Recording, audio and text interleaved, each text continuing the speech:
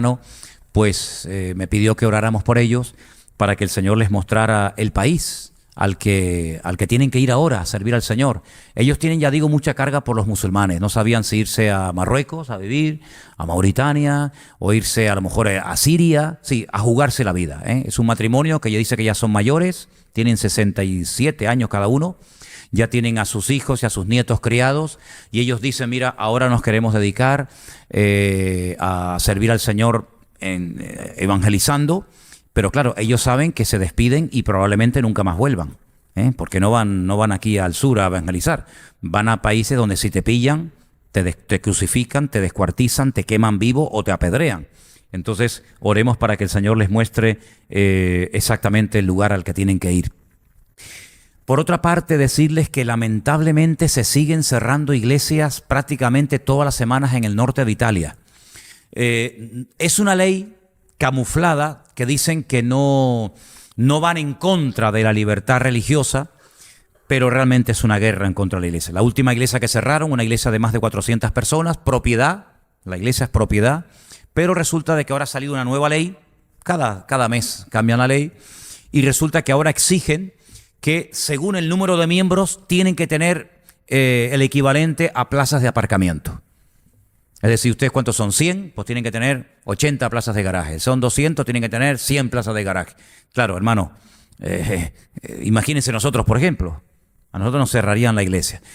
Entonces, por ahí te están pillando. Que si la salida de emergencia, que no tiene plazas de aparcamiento, que si el vecino de arriba, que si no sé qué, no sé cuánto. Bueno, pues una iglesia la semana pasada, estando yo allí, la cerraron de 400 personas, propiedad, y que todavía la están pagando. Entonces, la situación está muy, muy complicada. Los pastores están preocupadísimos, han ido a Roma a hablar con las autoridades, pero realmente es una situación muy, muy complicada la que se está viviendo ahora mismo en el norte de Italia. Estuve predicando en otra iglesia del pastor Emanuel, un pastor ya muy mayor. Yo calculo que ellos tendrán que tener, tanto él como su esposa, 70 y pico de años, mínimo 70 años. Estuve en esta iglesia 3 días, jueves, viernes y sábado. Unos hermanos encantadores, gente buenísima. El tema es que no hay sustituto para este pastor. Ellos hablaron con el ayuntamiento porque resulta de que un día apareció muerto un señor y el alcalde pidió al pastor de esta congregación, pastor Emanuel, que si podía enterrarlo, porque nadie se hacía cargo de este hombre. Entonces él fue y lo enterró, hicieron ahí un funeral y tal. Entonces, como el alcalde se puso en contacto con él y le pidió este favor, él, armándose de valor y previa oración, fue un día y le dijo, yo a usted le he hecho un día un favor, yo ahora le pido a usted que me haga uno a mí. Necesito un local para la iglesia. Porque se estaban reuniendo en el sótano de su casa.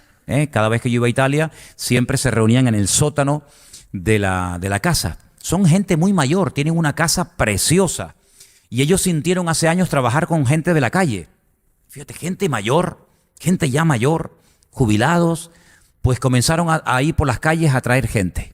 Y claro, uno trae otro, llegaron a tener 70, ¿verdad? 70 personas en su casa, refugiados, musulmanes, drogadictos. Entonces, claro, como él tiene una casa en un barrio muy bonito de Milán, claro, si construían hacia arriba no le iban a dar permiso. ¿Qué es lo que hizo? Comenzó a cavar y venga a hacer huecos, como los topos, y venga a hacer agujero, y venga a hacer agujero. Al final tiene como 2 o 3 pisos hacia abajo y allí vivían 70 personas. Y bueno, ya ese ministerio, digamos que se acabó. Él tiene ahora una congregación, pero el tema es que cuando este hermano deje el pastorado, que en algún momento tendrá que dejarlo, pues no hay en este momento nadie que ocupe su lugar. Pido, por favor, espero que se acuerden de las peticiones de oración que les estoy pidiendo.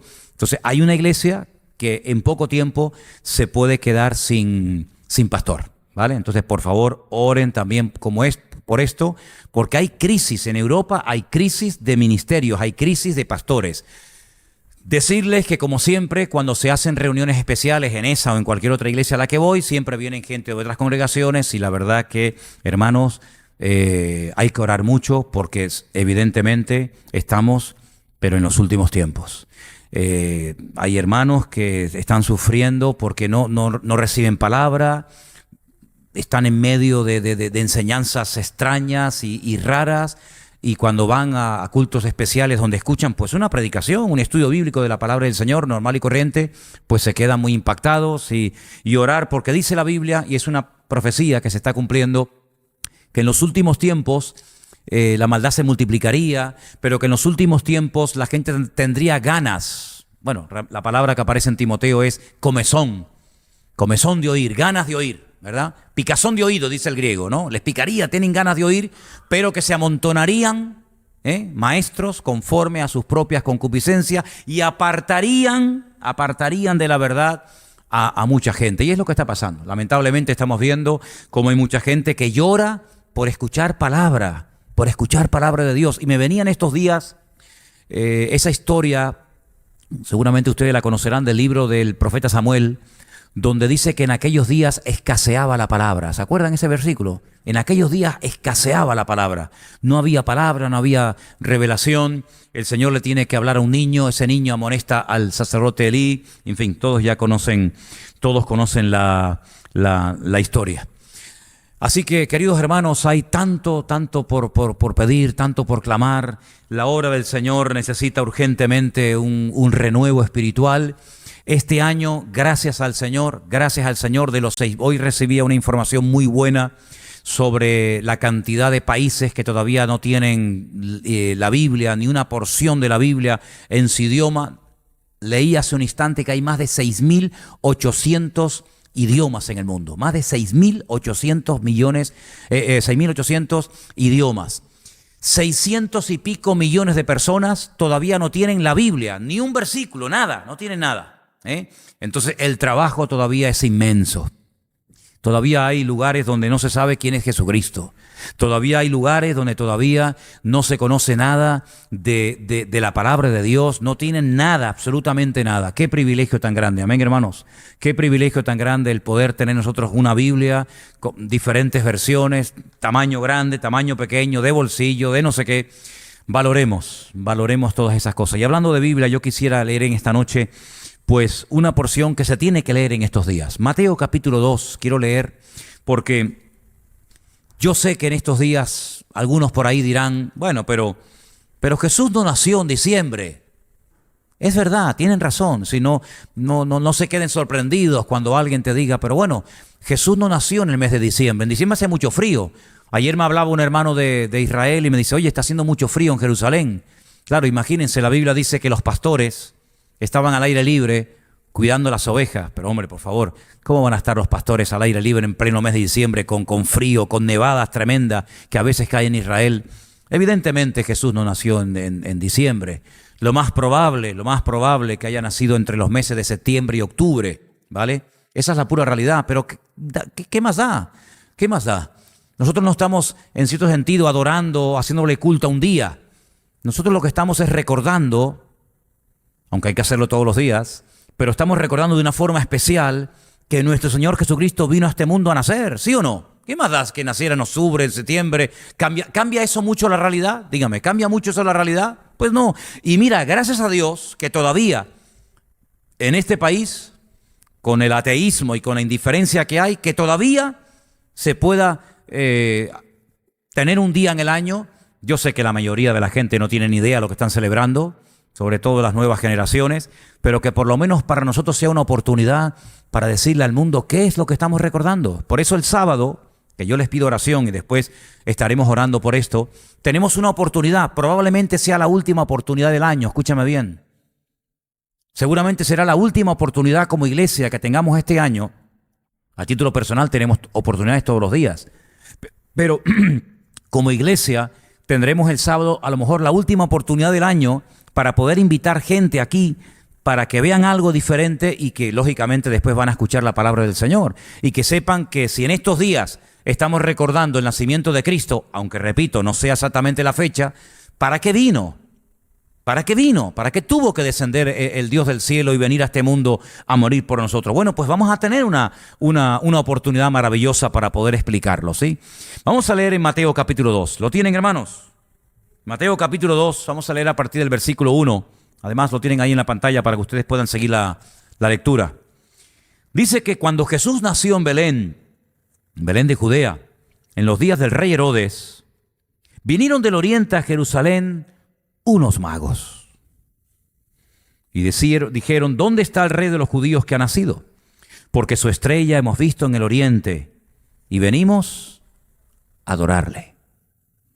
Oyendo esto, el rey Herodes se turbó y toda Jerusalén con él. Y convocados todos los principales sacerdotes y los escribas del pueblo, les preguntó dónde había de nacer el Cristo, el Mesías. Ellos le dijeron, mira cómo sabían la respuesta, en Belén de Judea, porque así está escrito por el profeta. Y el versículo de Miqueas, concretamente el libro del profeta Miqueas, dice, y tú, Belén, de la tierra de Judá, no eres la más pequeña entre los príncipes de Judá, porque de ti saldrá un guiador que apacentará, que regirá a mi pueblo Israel. Entonces Herodes, versículo 7, llamando en secreto a los magos, indagó de ellos diligentemente el tiempo de la aparición de la estrella. Seguramente esa conversación tuvo que durar mucho tiempo. Y enviándolos a Belén, dijo, id allá y averiguad con diligencia acerca del niño. Y cuando la halléis, hacédmelo saber, para que yo también vaya y le adore. Mentiroso. Qué mentiroso. Siempre los políticos se han caracterizado por algo. Por ser mentirosos. Porque es mentira, él no iba a adorar al Señor. Versículo 9 dice, ellos habiendo oído al rey, se fueron, y aquí la estrella que habían visto en el oriente iba delante de ellos, hasta que llegando se detuvo sobre donde estaba el niño. Y al ver la estrella se regocijaron con muy grande gozo. Versículo 11. Al entrar en la casa vieron al niño con su madre María, y postrándose, lo adoraron. Y abriendo sus tesoros le ofrecieron presentes. Y dice que le ofrecieron oro, incienso y mirra. Pero siendo avisados por revelación en sueños que no volviesen a Herodes, regresaron a su tierra por otro camino. Y después, a continuación, viene una matanza, que dicho sea de paso es el cumplimiento de una palabra profética que decía que morirían muchos niños inocentes en la época en la que naciera el Señor Jesucristo. Tremendo, ¿no? Miren, hermano, esto pasó hace 2000 años, ¿saben? Pero para nosotros es como si hubiera pasado ayer. Porque la humanidad estaría totalmente perdida si el Señor Jesucristo no hubiera venido a este mundo hace 2000 años. El pueblo de Israel, que era el único pueblo que tenía la promesa de que nacería un Mesías, porque los filisteos, los amorreos, los cananeos, etcétera, no tenían ni la más remota idea de esto. Claro, hoy en día continentes enteros saben perfectamente que vino, que nació en Belén de Judea, etcétera, pero en aquella época solamente había un pueblo, un pequeño pueblo llamado Israel, que eran los únicos que durante siglos, generaciones y generaciones, estuvieron esperando el cumplimiento de una promesa. La primera vez que el Señor Dios, el creador del cielo, dio una promesa, está en el libro del Génesis. En el libro de Génesis, la primera promesa de la Biblia tiene que ver con el nacimiento del Mesías. Génesis 3:15. ¿Conocen ese versículo? Busquen a ver qué dice Génesis 3:15 en su Biblia. ¿Qué dice en su Biblia, hermano? Busquen su Biblia, hermana. ¿Qué dice esa promesa? Pondré enemistad. ¿Quién está hablando ahí? Perdón. ¿Quién está hablando? Está hablando Dios. Pondré enemistad entre ti y la mujer. Cuando le dice entre ti, ¿a quién le está hablando? A Satanás. Dios le está hablando a Satanás. Pondré enemistad, pelea, conflicto, discrepancia entre ti y la mujer.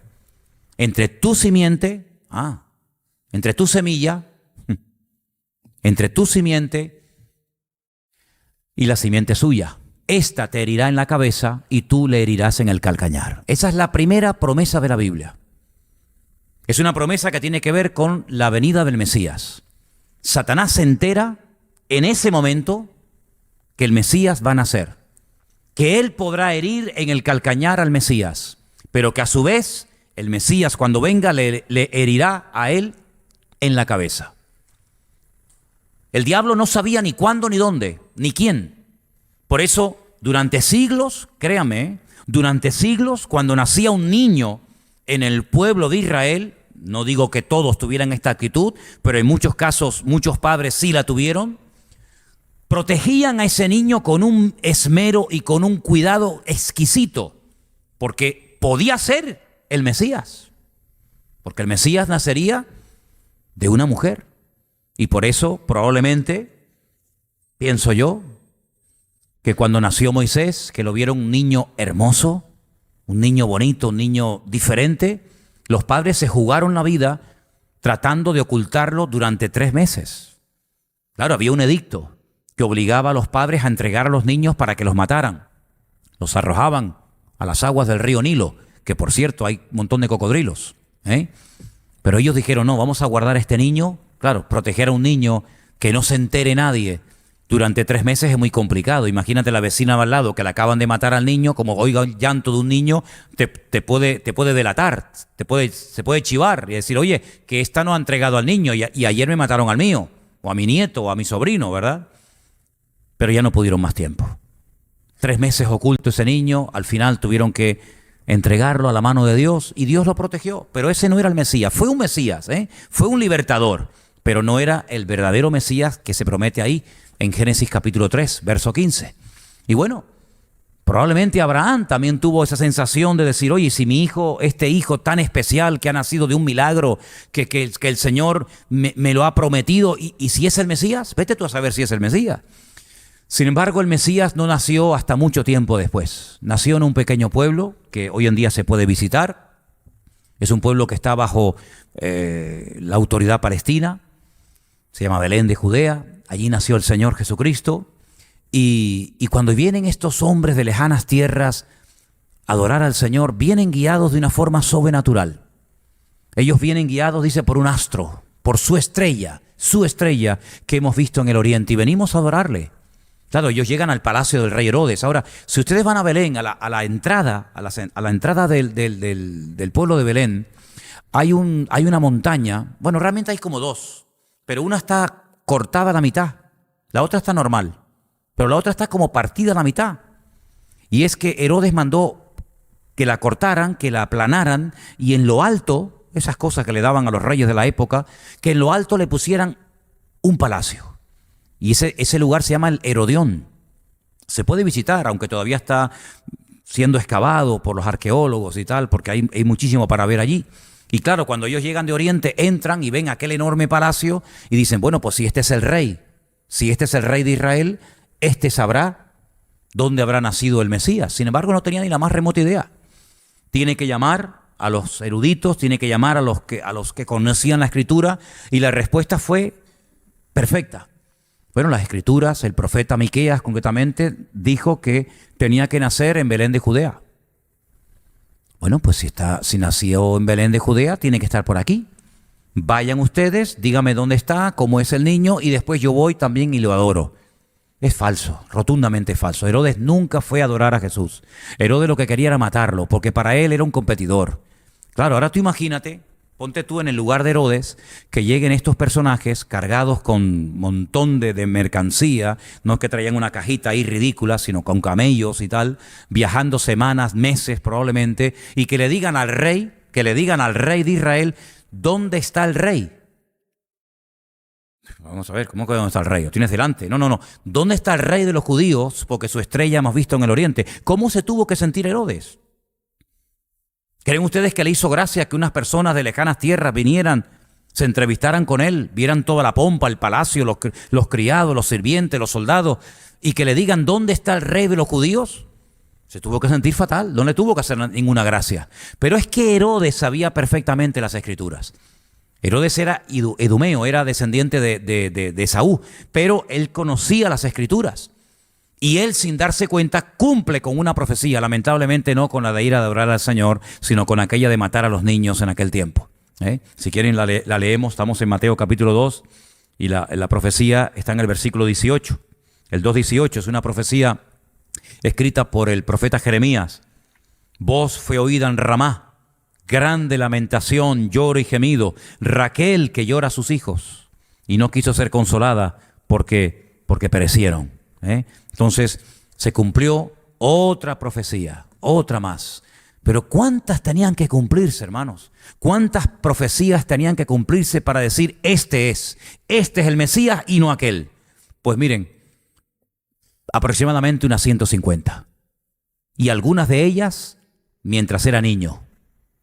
Otras mientras estaba crucificado. Otras mientras estaba muerto. Es decir, era prácticamente imposible, totalmente imposible que una persona dijera, bueno, yo me voy a aprender de memoria todas las profecías que se tienen que cumplir en la vida del Mesías para hacerme pasar por el Mesías. Era prácticamente imposible. Porque si las cumplías prácticamente todas, después te quedaba el examen final. ¿Y cuál era el examen final? La resurrección. Si no resucitas, aunque hayas cumplido 148, la prueba final la suspendes, no sirve absolutamente de nada. Juan, tiempo más tarde, cuando escribe una carta, dice, hermanos, y esto quiero que se te meta bien dentro y espero que lo tengas claro, dice, nosotros estamos en el verdadero. ¿Cuántos dicen amén? Nosotros estamos en el verdadero, y el verdadero es su Hijo Jesucristo. ¿Cuántos dicen amén? Bueno, pues lamentablemente hay algunos que en los últimos tiempos dice que apostatarán de la fe. Vamos a leerlo. Vamos a leer en una de las cartas que Pablo le escribe al pastor Timoteo para que veáis cómo en los últimos tiempos a algunos parece como que se les olvidará lo importante que es tener bien claro que hay que ser fiel hasta la muerte y no dejarnos seducir por doctrinas o enseñanzas extrañas. Primera de Timoteo capítulo 4. ¿Lo tienen? Hermano, me gustaría que de vez en cuando me dijeran algún amén, si no les importa. ¿Me pueden decir algún amén? Gracias, hermano, les agradezco. Yo sé que me siguen muy atentamente, pero es que me voy a quedar dormido. Como están tan callados, me voy a quedar dormido. Primera de Timoteo capítulo 4 dice, el Espíritu dice claramente. ¿Qué dice? Léalo conmigo. Que en los postreros tiempos algunos apostatarán de la fe. Escuche, escuchando a espíritus engañadores y a doctrinas de demonio. Vamos a pararnos ahí. Yo quiero preguntar algo. Si esto lo dice el Espíritu, que en los postreros tiempos algunos apostatarán de la fe, la pregunta es, ¿estamos ya en los postreros tiempos o esto es algo que nosotros no vamos a ver? Será para generaciones futuras. ¿Usted cree que estamos o que no estamos en los postreros en los últimos tiempos? ¿Sí o no? ¿Estamos? Ok, muy bien. Si estamos en los últimos tiempos, la otra parte del versículo también tendrá que cumplirse, no solamente una parte. Que algunos apostatarán de la fe. ¿Me dejan que explique esto de apostatar de la fe? Porque esto nos enseña mucho por ahí. Apostatar de la fe. Vamos a poner un ejemplo bíblico y que sea la Biblia la que hable. Dice la Biblia que, por ejemplo, el único hombre que caminó por encima de las aguas, ¿quién fue? El apóstol Pedro. Dice la Biblia que cuando subió al monte de la transfiguración el Señor Jesucristo con Pedro, con Jacobo y con Juan, él vio a Moisés y a Elías. Tremenda experiencia, ¿sí o no? Y oyó una voz del cielo que decía, este es mi Hijo amado en el cual tengo toda complacencia. Fíjate las experiencias que este hombre ha tenido. Claro, algunos dirán, bueno, pero una cosa son las experiencias y otra cosa es la conversión. Sí, perfecto. Ya voy ahí. Espérate, no corra. Se lleva el Señor Jesucristo a sus discípulos a una de las ciudades más paganas e idólatras de su época. Una ciudad que en la actualidad se conoce bajo el nombre de Banias. Está en ruinas, no vive nadie allí. Es un parque nacional, tienes que pagar una entrada para poder verla. Pero en aquellos tiempos se llamaba Cesarea de Filipo. Había dos Cesareas en los tiempos de la Biblia, Cesarea la Marítima y Cesarea de Filipo, en honor al César de Roma. Bien. En esa población había un templo que hoy en día se puede visitar, está en ruina lógicamente, era el templo al dios Pan, pero no al pan de comer, sino al dios del terror, del pánico. A ese dios se le adoraba con víctimas humanas.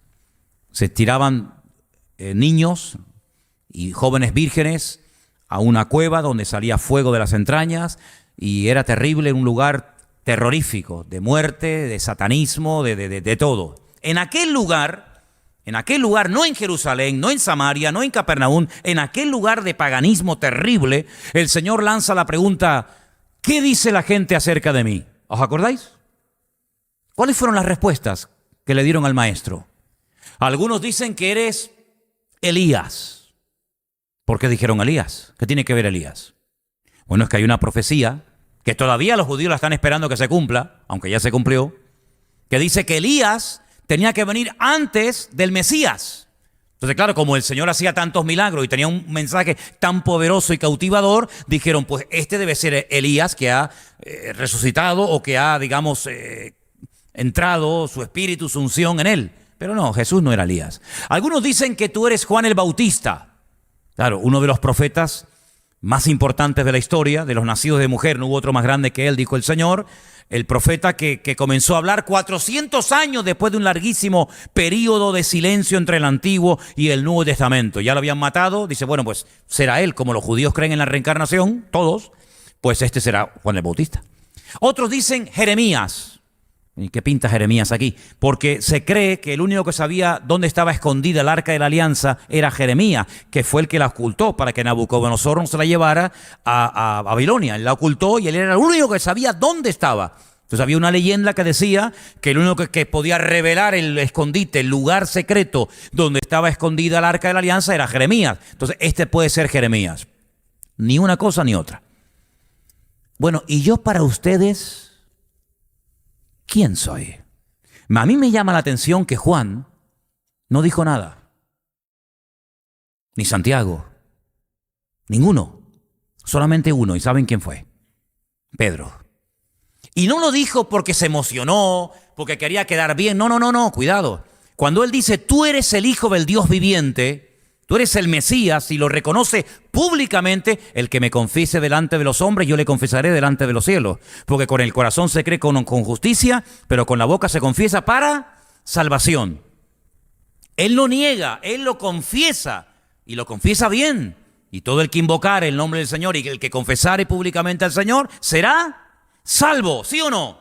Claro, es que hay que coger todo el paquete y no coger lo que nos interesa. Y el Señor Jesucristo dice algo tremendo, que nunca se lo dijo a nadie. Bienaventurado eres, Simón, hijo de Jonás, porque esto que acabas de decir no te lo reveló, no te lo enseñó papá, ni mamá, ni sangre, ni carne, sino que te lo reveló mi Padre que está en los cielos. Vamos, más claro, agua. Mira, si alguno era creyente, ese era Pedro, ¿sabes? Muy bien, días más tarde, ese Pedro, que es alabado públicamente por el Señor, cuando le dice el Señor, bueno, pues ahora que sabes quién soy, prepárate, voy a ir a Jerusalén y me van a matar y me van a crucificar y voy a morir, etcétera, etcétera. Pedro dice, de ninguna manera te acontezca esto. Y el Señor le dice, apártate de mí, Satanás. Oh, increíble, ahora le dice bienaventurado, mañana le dice, apártate de mí, Satanás. Fíjate tú los vaivenes que puede dar la vida de un creyente que no tiene buena base en el Señor. Pero no solamente eso, sino que el Señor le pide la última noche oración a Pedro. Sí, ya sé, también a Juan y a Santiago, ya lo sé. Pero estoy destacando la figura de Pedro. Pedro, Jacobo, Juan, esta noche orad por mí. Si no era creyente, porque algunos dicen, no, pues que no era creyente, ¿cómo le pide oración a un inconverso? ¿Tú crees que el Señor le va a pedir a un inconverso que ore por él? Por favor. Le pide oración a Pedro, le pide oración a Juan y le pide oración a Santiago, porque de los 12 eran, pues oye, pues no sé, los más comprometidos, los más santos, los más cercanos a él. Pero esa noche no solamente se le quedan dormidos físicamente, sino que espiritualmente también se quedó dormido Pedro. Y entonces dice que llegó a negar en varias ocasiones públicamente con voz audible al Señor. Ok. Aunque parezca que esto no es tan grave, sí tiene su gravedad. Y la tiene. Porque dice la Biblia que 72 horas después, cuando el Señor Jesucristo resucita, que sabe perfectamente que Pedro ha apostatado, que Pedro ha negado al Señor, cuando Él resucita, le dice a María Magdalena, le da el siguiente encargo. María, dile a mis discípulos y a Pedro que vayan a Galilea, que quiero hablar con ellos. Fíjate el dato. Dile a mis discípulos. Bueno, ahí entran todos. No, todos no. Tú has dicho que no me conoces. Y aquí amor a la fuerza no es por presión, es por convicción. Tú el otro día me confesaste, al otro día me negaste, por lo tanto tú verás. Yo quiero entrevistarme con mis discípulos y con Pedro. Y sabemos que el Señor restauró a Pedro. Entonces, en los últimos tiempos, dice la Biblia que no todos, gracias a Dios, si no imagínate dónde estamos tú y yo, algunos apostatarán de la fe. ¿Pero de qué fe van a apostatar? ¿De una fe que no han conocido? ¿De un Señor que no han experimentado? Un inconverso no apostata de la fe. ¿Cómo va a apostatar un idólatra, un inconverso, una persona que no ha nacido nuevo? ¿De qué fe va a apostatar? No puede apostatar de una fe que nunca ha formado parte de su vida, de su esencia como creyente.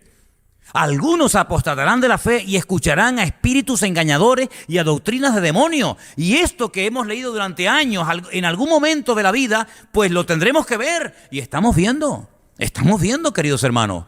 Claro, yo no he contado todas las conversaciones y todas las personas que se me han acercado a mí en estos días que he estado fuera, pero no se pueden ustedes imaginar la cantidad de barbaridades y de locuras y de disparates que están entrando en las congregaciones y que la gente las está creyendo y las está siguiendo.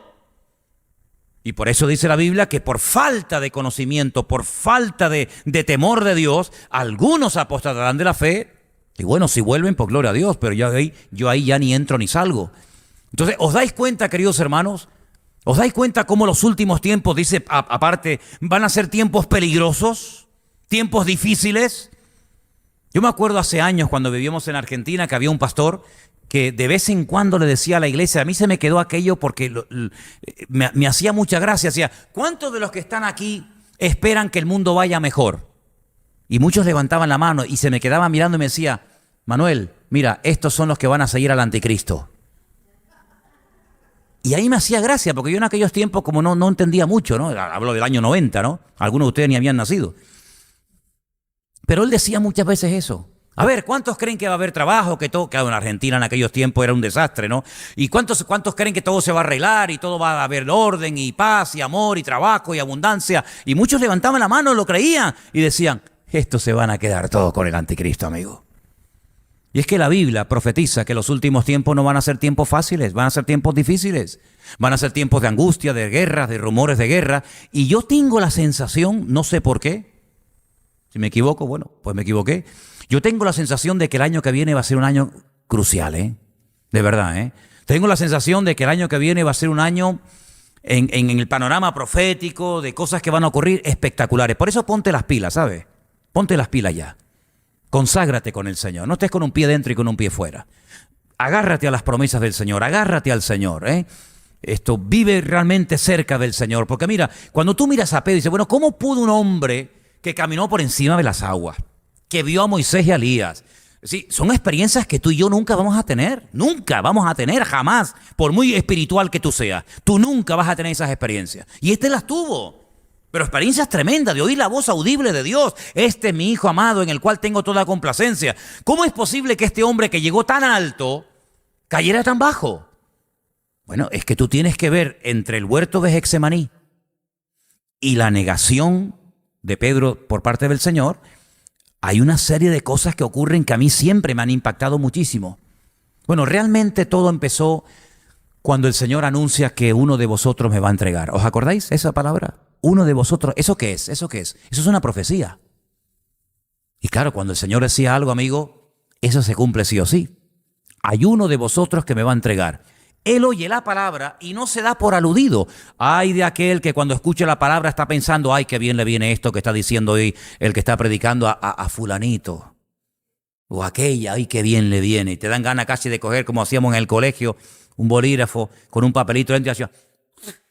Y le pegabas aquí y dices, ¿te estás oyendo? ¿Estás oyendo? ¿Esto es para ti? Pedro no se dio por aludido, sino que Pedro dijo, Señor, escucha una cosa. Aunque todos estos te abandonen y te nieguen y se vayan, yo nunca te abandonaré. Es más, hasta la muerte, si hace falta, yo voy contigo. Eso es un menosprecio de los demás. Eso es un orgullo espiritual, es menospreciar a los demás, es sentirse superior a los demás, que es un espíritu que se mete muy fácilmente en las congregaciones. Me siento superior a aquella iglesia, a aquella denominación, a aquel creyente. Eso es muy fácil que se meta, es muy sutil este espíritu, esta actitud, ¿sabes? Menosprecio. Luego, ¿qué ocurre? En el jardín de Getsemaní, pues cuando vienen a aprender al Señor, ¿qué hace? Saca la espada. ¿Cómo puede ir un discípulo con una espada encima? ¿Para qué? El Señor iba armado. ¿Para qué lleva un discípulo una espada? ¿Para qué? ¿Qué pasa? ¿Tú te crees que me tienes que defender a mí con una espada? Bueno, pues él utiliza las armas carnales para defender al Señor. Segundo error gravísimo, cuando en la carne quieres defender tu vida cristiana. Es un error garrafal. Luego dice que siga al Señor. Sí, lo sigue, pero de lejos. Amigo, no es lo mismo estar pegadito al Señor que seguirle de lejos. Luego dice que se calienta en un fuego que habían hecho fuera los romanos. Ya se junta con malas compañías, ¿sabes? Y claro, ya al final pues llega y niega al Señor. ¿No te das cuenta cómo hay un proceso? Es que mira, nadie está bien hoy y mañana está en el mundo, sino que hay un proceso, se van rompiendo cosas. El otro día, déjenme que les cuente esto, porque cuando yo en la radio o en el periódico escucho alguna palabra, alguna frase impactante, yo en el móvil todos lo hacemos, hay una grabadora y yo grabo palabras, frases y cosas que me llaman la atención, expresiones, y yo tengo ahí un montón de palabras que aprendo, ¿no? Y el otro día le hicieron una entrevista a uno de los que quiso hacer la independencia de Cataluña y le dijeron, ¿cómo fue todo este sistema? Y dijo una palabra muy interesante. Dice, nosotros lo que fuimos haciendo durante 4 o 5 años atrás fueron microfracturas. ¿Dirías esa palabra conmigo? Microfracturas. Una palabra un poco rara, ¿no? Y él dice, mira, hoy aprobábamos una cosita. A ver qué pasa. No pasa nada. Mañana aprobamos otra ley. Mañana hacemos no sé qué. Pasado la bandera. Mañana no sé qué. Y fueron haciendo pequeñas fracturas. Y al final, ¡bum!, se rompió todo, ¿no? Es como aquel árbol que les conté una vez, aquel enorme árbol que de repente, pum, apareció caído y dice, bueno, ¿qué pasó? Esos gusanitos empezaron a comer y a comer y a comer y a comer 1 año, 2 años, hasta que al final lo pudrieron y lo tiraron abajo. Cuidado con las microfracturas, con los micropecados en tu vida, esa miradita, aquella conversación, aquella no sé qué, aquella no sé cuánto, y se van rompiendo cosas hasta que al final estás más lejos y más frío que un témpano de hielo. Entonces la palabra del Señor es muy clara en este sentido. Cuidado con esa mala mirada, con ese mal pensamiento, con esa mala palabra. Esto no tiene importancia, cuidado, porque las cosas pequeñas, prediqué hace poco de las cosas pequeñas, les di una lista enorme. Las cosas pequeñas se mencionan en la Biblia y las cosas pequeñas y un poco de levadura termina leudando toda la masa. ¿Cuántos dicen amén? Así que estamos a punto ya de terminar el año. Fíjate, oye, ¿te has dado cuenta cómo se ha ido el año? Pero si es que yo recuerdo el año pasado decir lo mismo. Yo me acuerdo, estaba tal día como hoy diciendo, hermanos, qué rápido se ha pasado el 2016. Sí, porque ya estamos en el 17 y el año que viene ya el 18. Y yo dice, madre mía.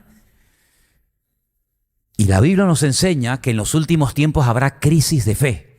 Pero claro, cuando la Biblia dice crisis de fe, ¿a qué se refiere? ¿Al mundo?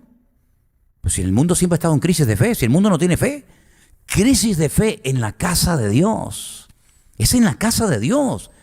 Y quiero terminar diciendo algo que el otro día leía y me impactó mucho la atención.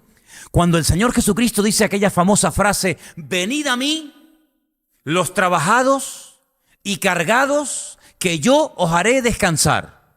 ¿A quién le dirige esa palabra? Pues a los religiosos de la época. A los puntillosos, a los que eran capaces de diezmar del eneldo, del comino, de la menta, de las más pequeñas semillas, los que eran tan escrupulosos que dice la Biblia que colaban el mosquito y luego se tragaban el camello entero, ¿verdad? Bueno, pues a esa gente tan escrupulosa de la ley, que al final no cumplía nada, el Señor les dice, si estáis trabajados y cargados, hartos de rituales, hartos de ceremonias que al final no llevan a nada, pues venid a mí, que yo os haré descansar. Y el mundo está cansado. Yo veo a la gente cansada, veo a la gente sin futuro, veo a España estancada, créanme, hermano, de verdad, España es un país estancado, ni para adelante ni para atrás, siempre igual. Sí, es verdad, se necesita un cambio, pero espero que sea mejor, porque como sea peor, ¿verdad? Pero ese estancamiento del país, ese estancamiento de la sociedad, yo espero que no sea una realidad en tu vida, que tú no estés estancado en tu relación con el Señor. Amén, hermanos. Que tú no estés estancado. Yo lo decía antes de irme y lo quiero repetir ahora y ya con esto termino. Mira, hermano, el año que viene no desde febrero, de marzo, de agosto, desde el 1 de enero, ¿vale? Desde el 1 de enero, ya sé que a lo mejor te acostarás un poquito tarde, pero procura desde el 1 de enero empezar a leer la Biblia. Empieza a leer la Biblia por el Génesis. Sigue. Oye, 4 capítulos por día. Oye, no me digas a mí que tú no tienes tiempo para leer 4 capítulos al día. ¿Cómo no vas a tener tu tiempo para leer 4 capítulos al día? Y tienes tiempo para ver la televisión, para estar en el internet, para hacer deporte, para ir a la playa, para hacer esto, para hacer aquello. Que tú no tienes unos minutos para leer 4 capítulos al día. Cuando tú acostumbres a tu vida, a tu espíritu, a tu alma, a todo tu ser, a leer la palabra, vas a devorar la Biblia. Mira, yo comencé el otro día a leer el libro de Nehemías, que es una maravilla. Me entraron ganas de leer Nehemías. Es que estaba en la casa de Antonio y su nieto se llama Nehemías, el hijo de Cristal y de Andrea, que por cierto manda saludos. Está embarazada Cristal, dicho sea de paso también. Ahora en marzo da a luz, tiene un pepino así, yo creo que tendrá 3 o 4 profetas ahí adentro. Pues se llama Nehemías, entonces digo, voy a leer el libro de Nehemías. Oye, qué libro tan bonito tú, ¿eh?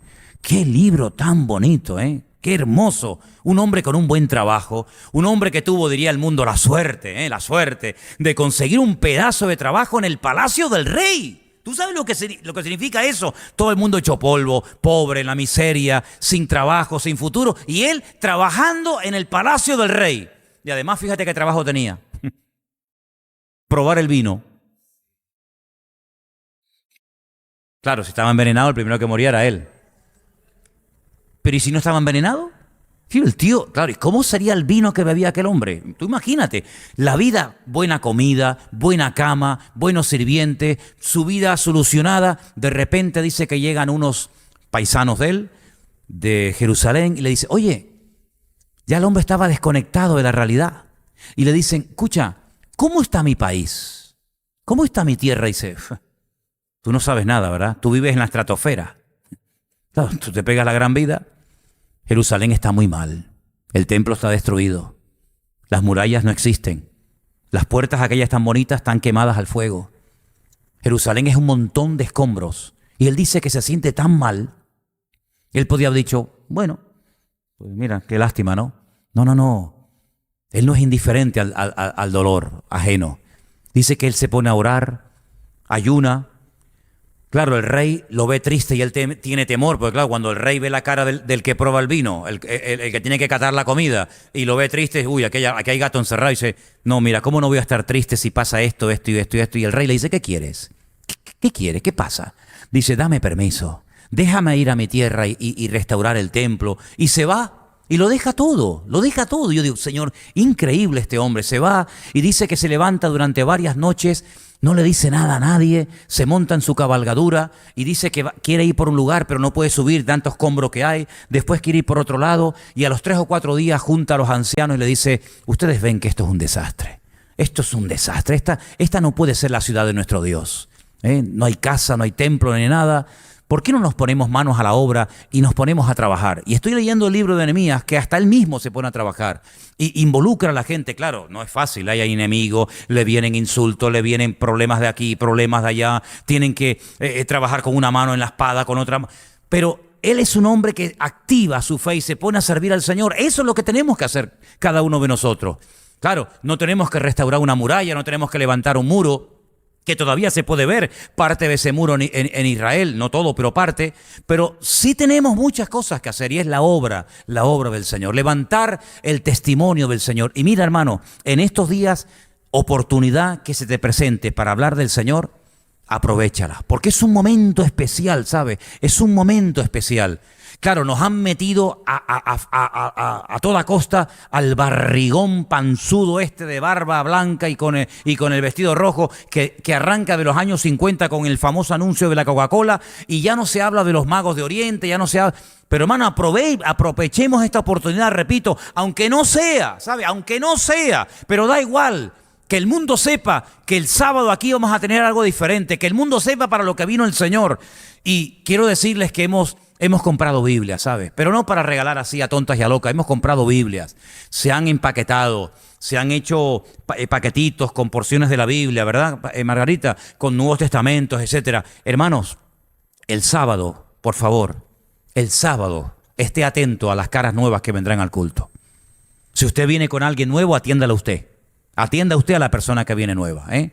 Pero si usted no trae a nadie, por lo que sea, que espero que no sea así, si usted no trae a nadie, fíjese si hay alguna visita, alguna cara que no es habitual verla en la iglesia, acérquese a él, acérquese a ella, sea hospitalario, dile la bienvenida, regálele un Nuevo Testamento, regálele una Biblia, pregúntale cómo se llama, invítelo para los cultos. Sí, tenga esa iniciativa, no esté ahí sentado escuchando, sino aproveche la oportunidad que el Señor le va a dar este fin de semana. Y de aquí al sábado podemos invitar a mucha gente. De hecho, yo quiero que me traigan ahora los folletos que hemos hecho para orar y pedir que el Señor los bendiga y que cada folleto que repartamos, cada uno de nosotros, sea una persona que Dios mediante venga este sábado. Hemos traído 40 sillas más para llenar todo este lugar y para tener un programa especial que glorifique sobre todo al Señor. Pero también queremos que sea una herramienta para poder evangelizar y explicarle al mundo el motivo por el cual el Señor Jesucristo vino hace 2000 años. ¿Cuántos dicen amén?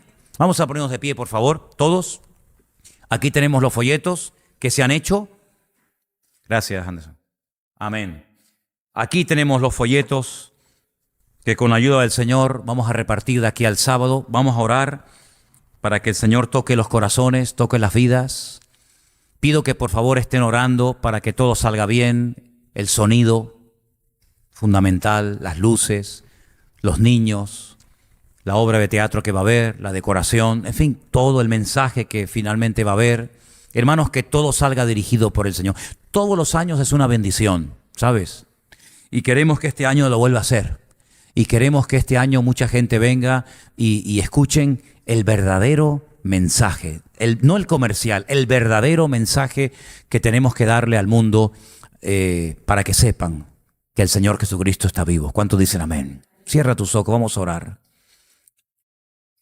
Padre Celestial, te damos muchas gracias en esta noche, Dios mío, por este privilegio que nos das de preparar algo especial para que este sábado, Dios mío, podamos invitar a mucha gente nueva que no te conocen, que no saben absolutamente nada de lo que estamos celebrando en estas fiestas, en estas fechas. Señor, usa nuestras vidas. Señor, estos folletos que hemos hecho, te pedimos, Señor, que cuando sean repartidos, Señor, la gente los acepte y recuerde, Señor, que les estamos invitando a algo que puede cambiar su vida. Que sea una noche ungida, una noche especial, donde tu palabra, Señor, caiga en corazones sedientos y preparados. Queremos orar para que quites obstáculos, Señor. Queremos orar para que no haya impedimentos de última hora. Queremos orar para que toda la gente que invitemos de aquí al próximo sábado, Señor, se animen y vengan. En el nombre de Jesús, Señor, liberta, Señor, abre la mano en el mundo espiritual. Da la orden, Señor, para que haya libertad y podamos tener un programa hermoso donde los niños, los jóvenes y todos los que van a participar se sientan respaldados por ti, Señor. Unge, Señor, la alabanza, los testimonios, la lectura, la obra, la danza, el mensaje, las canciones especiales, que todo sea dirigido por ti. Sin ti estamos perdidos. No queremos que sea algo en la carne, no queremos que sea algo totalmente humano, queremos que sea algo que realmente tú utilices para levantar tu nombre en alto y para que el mundo te conozca y te reciba.